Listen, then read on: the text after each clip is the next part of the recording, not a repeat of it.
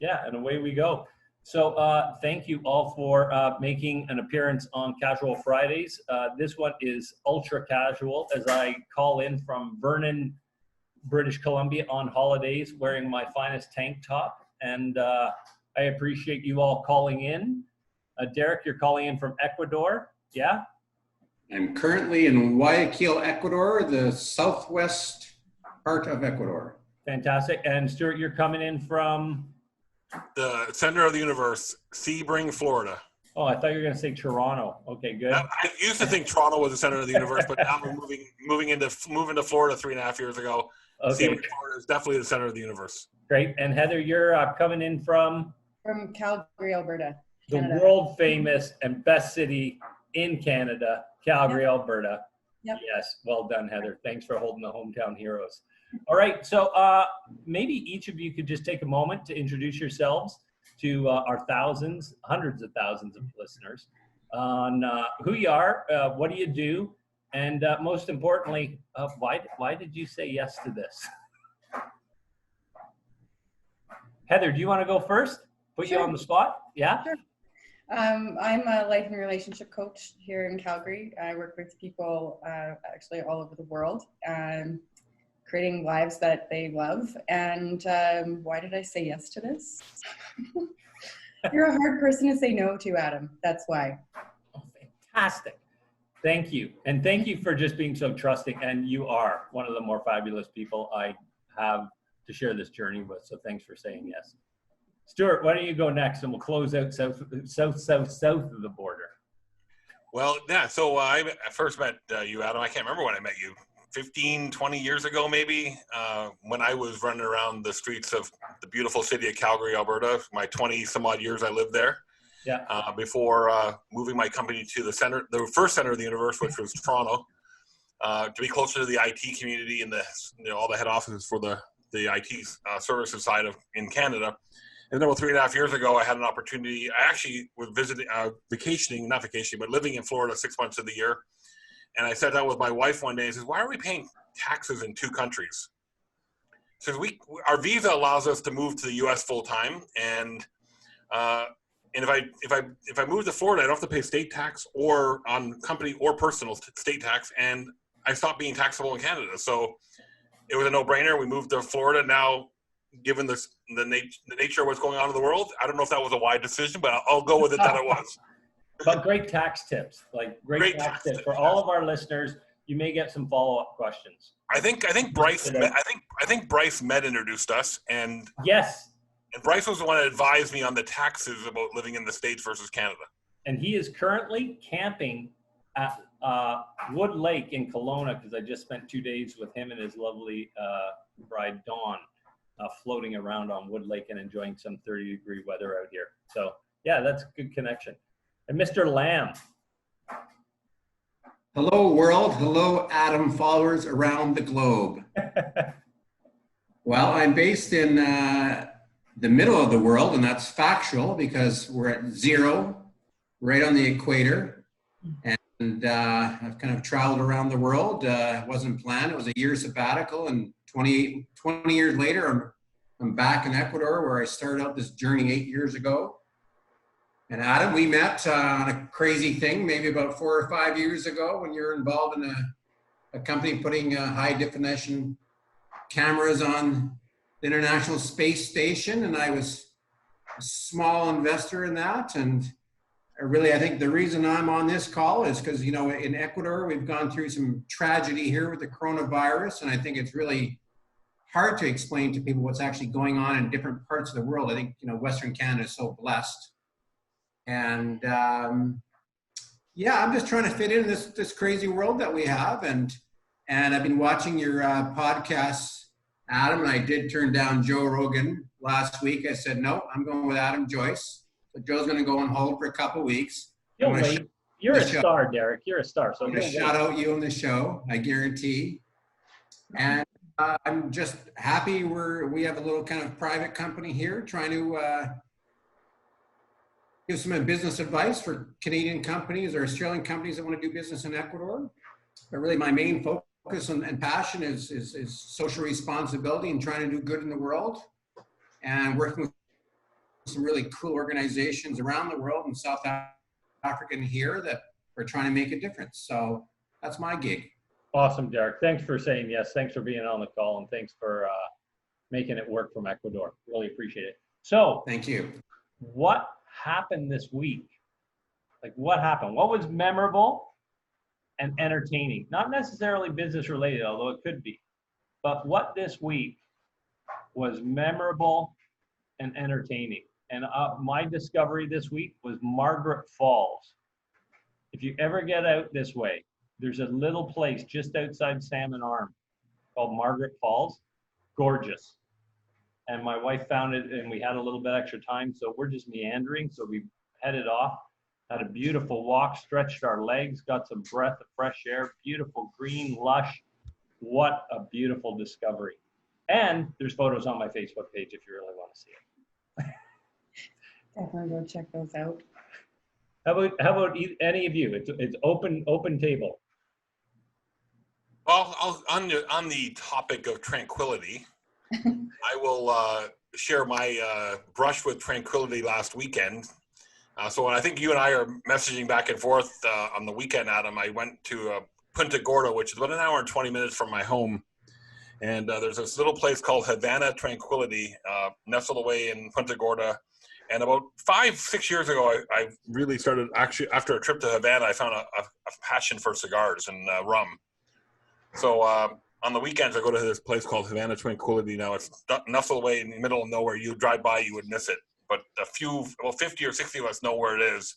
Private member cigar club in Punta Gorda. And I just that's my escape from the craziness I call trying to market IT service companies.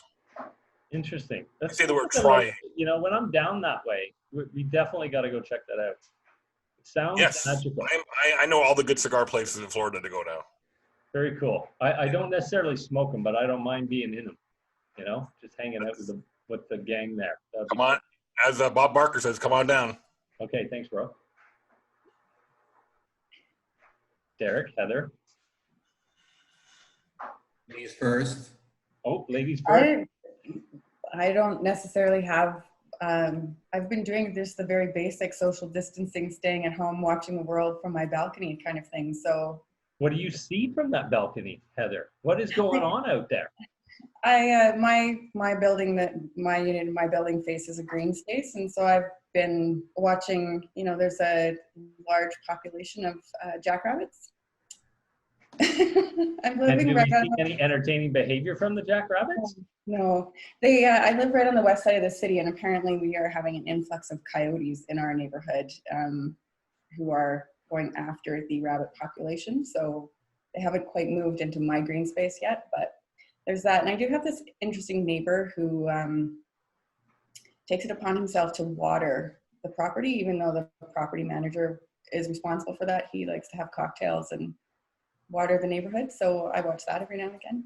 But really, it's very, life with coronavirus and lockdown or social distancing, and so being responsible for that has just really changed what's possible, I think. I think you picked up on the serenity scene, because as you talk, and I think about, you know, watching rabbits and a, you know, overly ambitious neighbor with an oversupply of water, that sounds pretty peaceful. The coyote thing shows up though, let us know, because that'll be required footage, I think. But yeah, I also, I guess I'm picking up little kittens today. I have 2 little 8-week-old kittens that, if we did this next week, would actually be behind that curtain, probably climbing that curtain, probably pulling it down. So maybe next week would be a better time. These are new kittens for you, like new roommates? Yes, new roommates. Congratulations.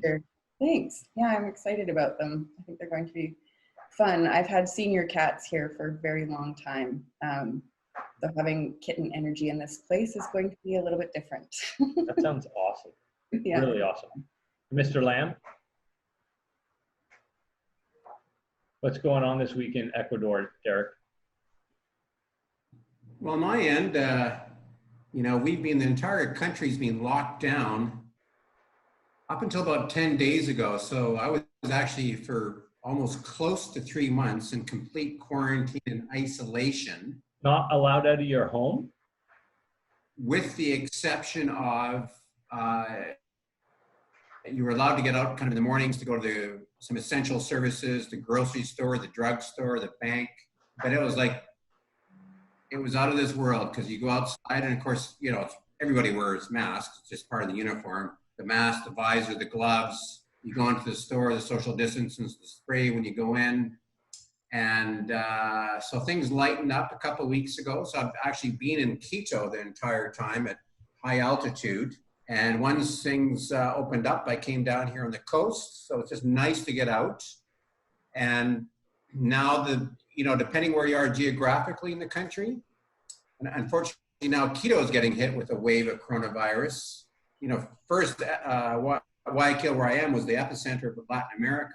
Unfortunately, it's getting better here, but now since I've been here, we had one of the volcanoes called Songhai erupted about 10 days ago. So anytime you go outside, it's kind of all this dust in the air and ash. So it's creating havoc on the sinuses.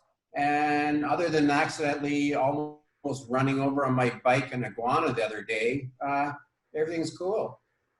Dude, you're like Mr. Adventure down there. Holy crap. I had no idea. That's awesome. That's Life's an no adventure, small my friend. tale, dude. That's no small tale. Wow. Life's an adventure. Absolutely. Absolutely. It is an adventure. And as we continue this adventure, how do you see it? How do you see it unfolding, let's say, in the next 90 days? You talking about coronavirus? Well, I don't know if this is what I'm asking. It's pure speculation. This is a pure crystal ball exercise. Like, over the next 90 days, there's going to be, you know, I think policies and other things that come in that will, you know, kind of shape our lives. One of the things that I was concerned about coming out here, there were some stories about BC residents not being very friendly or welcoming to Alberta residents. Sounds so bizarre because we're all Canadians.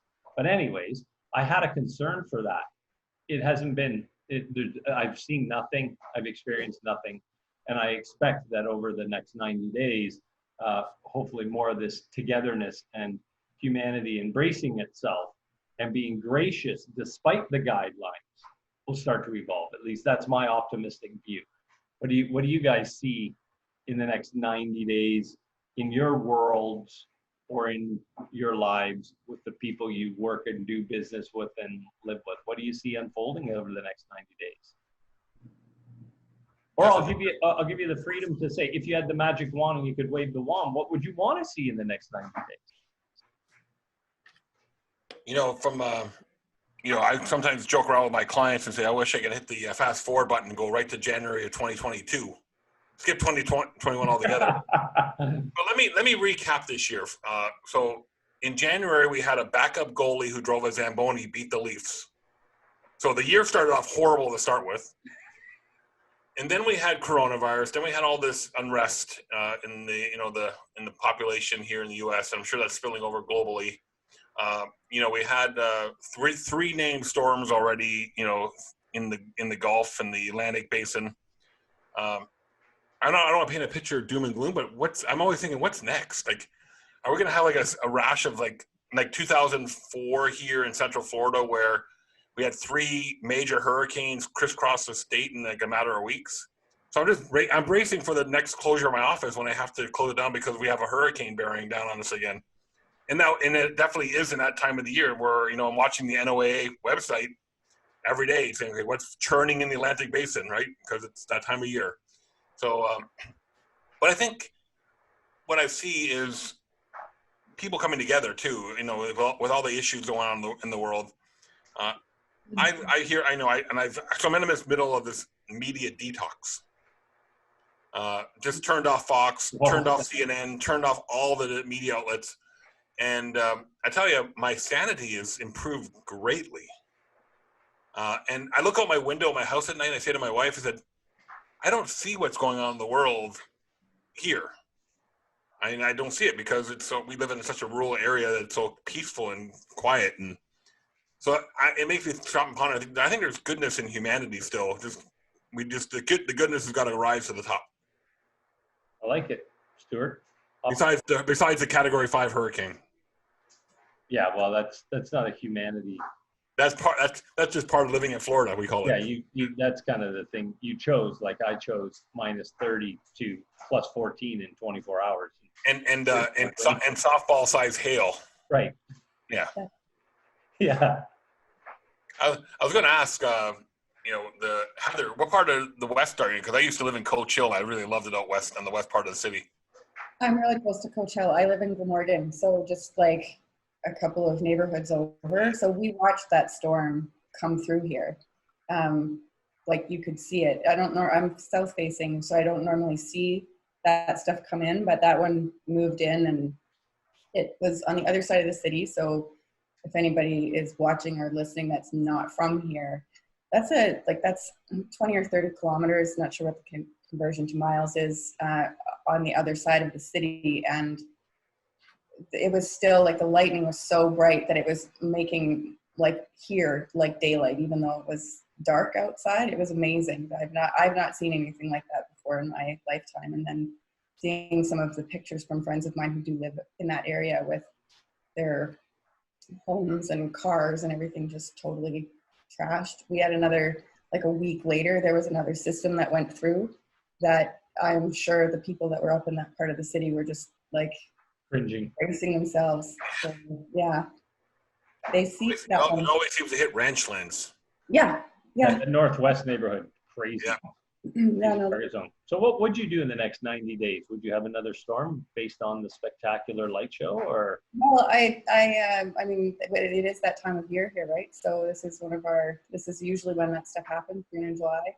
What would be the stampede would be starting next week. And so that would mean for sure that there would be 10 days of crazy storms. I think what I've seen here and what I've really appreciated, to me, it's felt like a lot of grace. I know that there's a lot of fear with people, but even inside of that fear, I think I experience a lot of grace with people, whether I'm grocery shopping for my mom and her boyfriend as well. And I just, when I'm at the grocery store or out in the neighborhood and whatnot, I just experience a lot of grace from the people. So I think this whole experience, human nature is to get kind of frustrated with and tired of and want to be like, I'm done with it. Like, come on, like this can't be that bad, and just kind of give up. I think I'd want to see a continuation of that grace and willingness to participate for the greater good. And Nicely said. Yeah. Well said, Heather. Well said. How about you, Derek? What do you see, or what would you like to wave the wand over for the next 90 days at least to get us in that trajectory? It's a big question, but I think first of all, lots of social unrest around the world, the coronavirus, but what it shows us is 7.2 billion or whatever that magic number of people around the planet, how within literally 6 months, the reality is that we all are interconnected. And it's just absolutely kind of bizarre to think about that. And unfortunately, this connection has caused a lot of grief around the world and panic and fear, the media. It's funny, the same comment Stuart made. I used to watch CNN and Fox, and it's just, it's not news. There's no news there. It's just opinions. And they just jump from one fear-based story to the other. I mean, it was always CNN, the statistics every day. Now you don't even see it. Now it's replaced by Black Lives Matters, equally as important, what's going around there, the world, which of course we all support. But if I was to wave a magic wand on a positive note, I can't wait, and maybe I'll be coming up to see Adam and Heather, and we're gonna celebrate when the Calgary Flames are in the Stanley Cup final in 2 months, and we win the Stanley Cup. That's happening. Mark my words. They got to get through my Maple Leafs first. Wicked awesome, Derek. Now that would restore faith in, I think, all of Canada, actually. How about humanity? Maybe that maybe a bit big. Not everybody's into hockey as much as we are, but I do like where you're going with that. And when you think about the faith of it, right? Do you see a distinction? This is a bit heavy. This is interesting. I'm on holidays and I'm getting all these big questions hitting my brain. Must be you folks here. Do you see a distinction between faith and hope? Like, I get that we've got hope and we're living on hope, but what you all put forward for me reminded me of faith. Faith in humanity, faith in us pulling together, faith in us overcoming, versus hope, like a wish or a dream for something better. Yep. And I don't want to put the words in your mouth, but do you see it? I see they work together, but I do see a distinction, and I love how you guys distinguish faith. Faith in yourselves, faith in humanity, faith in business, faith in the flames.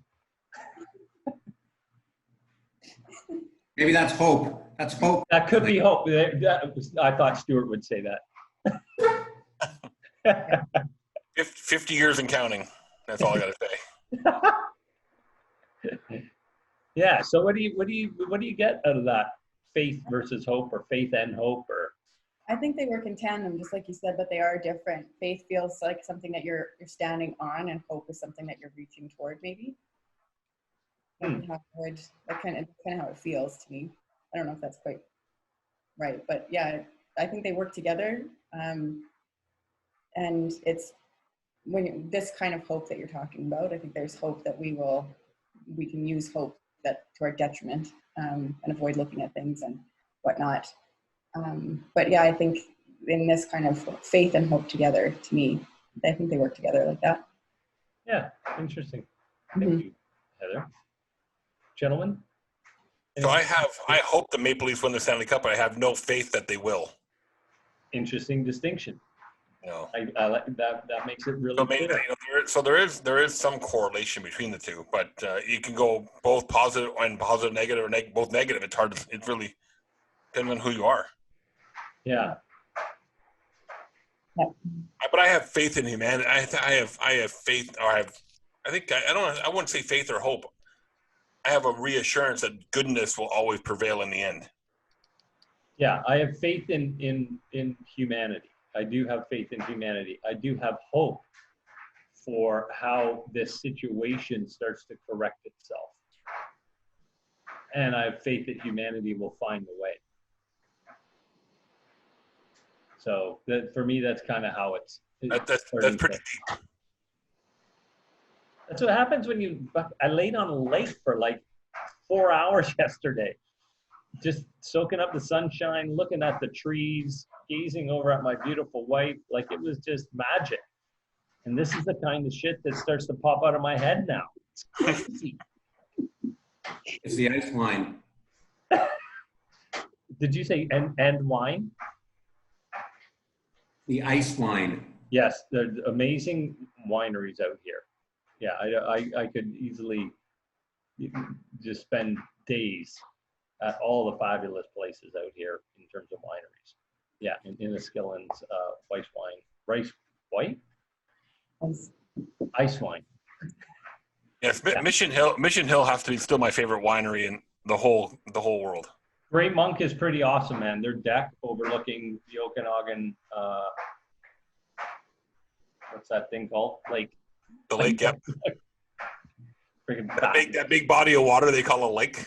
Yeah, that big body of water. And I've learned quite a bit about boating. Do any of you boat? Are you boaters? I like to go on big white ones with about 3,000 people. Oh, cruising. Yes. Yeah, that's an interesting topic that you throw out, Stuart. I won't be doing. I think we got one booked for December, so we're cautiously optimistic that we'll get to go. You know, being in Florida, we're close to 5 cruise ports, so weekend cruises are pretty common for us to do. Oh, okay. And so you have hope that it's going to be available. I have no faith that we're actually going to get to go, but I hope that we're going to get to go. Yes. Yeah. And there's one of the boats out here is it's like a surf boat. They cause the hull to sink. It's got a special prop on it. It creates a big wave, and then you can surf on the back of that wake. So I was inquiring because I was like, wow, that is super cool. Then I tried it. Super fun. Easy to wipe out, way easier than water skis. but the boats start at about $250,000. So that hobby has been put on the back shelf for a minute. You know, That's 250,000 Canadian dollars, which is really like worth like what, $10 real money? Yeah, so you could probably come up and buy us a fleet. I can get away with that because I am Canadian after all. Yeah. And Derek, I saw you nodding your head. What's going on? You like the boating? What kind of boating do you like? Anything on the water, my friend. Air mattress, a yacht, sailboat, anything on the water. Canoe, doesn't matter. inner tube. Water, positive ions. That's true. There is something blessed about about being on the water and being in the water. Just so enjoyable. So to that end, I'm now going to take you through Would You Rather. Okay, so you're only allowed to pick one of the two. We don't really need your rationalizations, but if you need to justify your answer, you're more than welcome to. And let's start with, air or water. Which would you rather travel, air or water? Rather travel. Airplanes or cruise ships? Which is it for you? Hands down. Water. Hands down. Cruise ships terrify me. Oh my God. You want an airplane, and you want to go on a cruise ship, Stuart. And how about you, Derek? Can I do a hovercraft? Sure, buddy. Hovercraft has got air underneath it to support it, a little bit of both. And water. Yes, Water. well done. Well done. But Hovercraft. I would give it more water than air. So, in my adjudication. Okay, would you rather sunny, 30 degrees, humid, or cloudy, cool, 14 degrees? Well, I was with you until you've added humid. I like our dry heat. Our 30-degree dry heat is fine with me, but that humidity is like, no, Kills. that would. Got it. Well, since it's 95, 96 degrees here in Florida today, and it's 100% humidity, I will take the Canadian 14 degrees and cloudy. Yeah, Derek, what's going on down there? Well, I might have to concur on that because right now it's probably 30 degrees on the dot outside and, and humidity. And the one thing being, on the equator here, when that sun comes out, man, you're frying like an egg. So I enjoy up in the mountains, green and that cooler climate. Interesting. As a guy that lives in Calgary full time, when I get out here, my wife and I were commenting about the humidity is nice because it's enveloping, and you can actually, like we sat out last night with our friends till about 11:30. Gorgeous. Didn't need, the blanket, the fire, the hat, like all of that. So interesting. Would you rather camp like in a RV, or would you rather hotel like with the pool? Camping, campgrounds, or hotel with the pool? I like the idea of camping, but when it actually comes down to it, if I really had to pick, I would choose the hotels. Like I like the notion of camping, but yeah, I don't mind camping if somebody else does all the work, like, and I just show up, so I don't have to do any of the packing or planning or carting stuff around. I like to just show up with my little suitcase, and that's that. Love it. I'm a girl after my own heart. I love the romantic notion of the camp. Yes. For sure. Yes. Gentlemen? Camping in an RV is not camping. What? I just came from a campground full of RVs.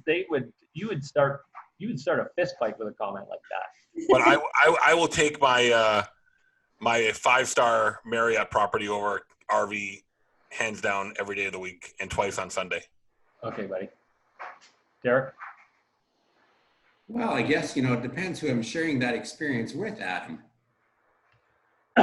Oh, interesting. So that sets the tone for you, does it? Yeah, disclaimer. So let's just say, for example, if it's with the three of you lovely folks, I think it'd be a hell of an adventure in a camper, wouldn't it be? The awesome adventure, I'll tell you that right now. Heather wouldn't want to do anything. Stuart's trying to get to the Marriott, and you and I are building the frickin' fire together.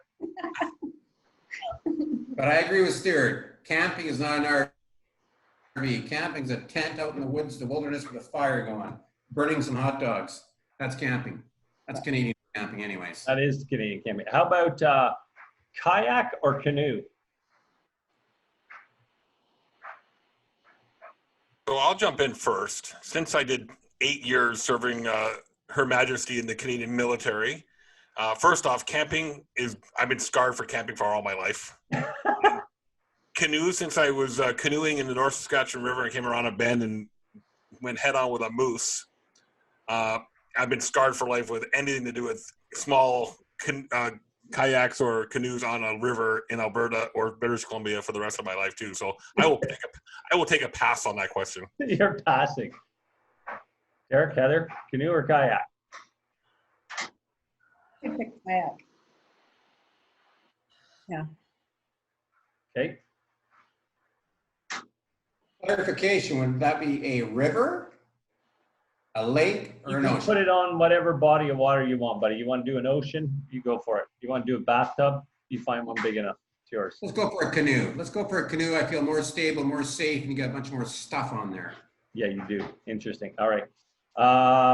What about campfire, right? Sitting around the campfire, wood, smoke, trees, or the nice, clean, gas-burning, sits on your deck fireplace?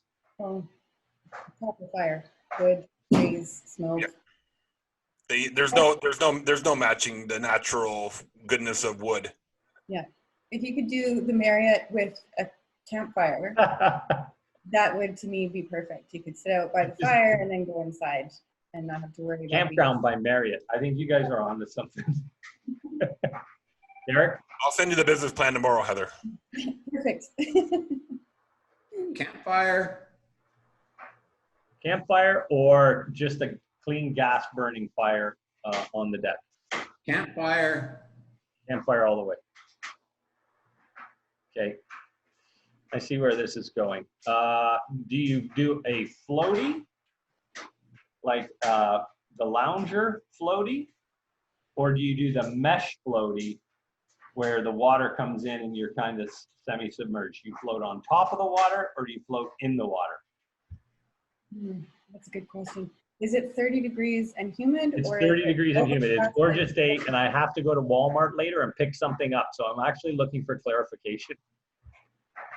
If it's 30 degrees, I think the part least submerged would be. You'd go some water. Yeah. Okay. Yeah, I'm with that as well. Yeah. Keep it cool. Keep it in float.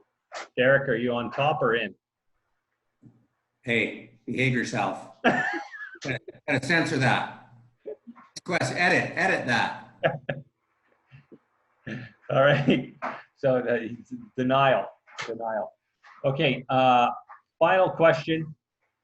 Good Canadians, which do you prefer? The 2 months of summer or the 10 months of something not called summer?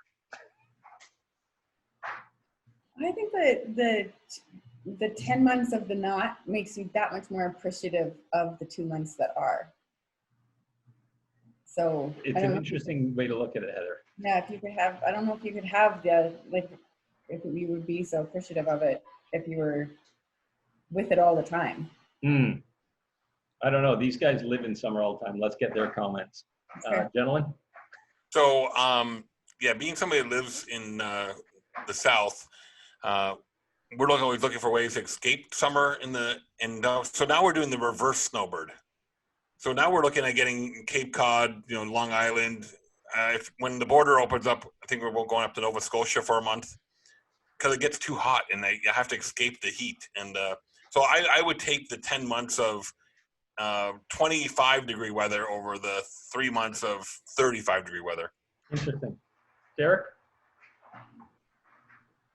Well, love the snow, but don't love the cold anymore. I think probably that's why I pulled out of here. So for 2 months of summer,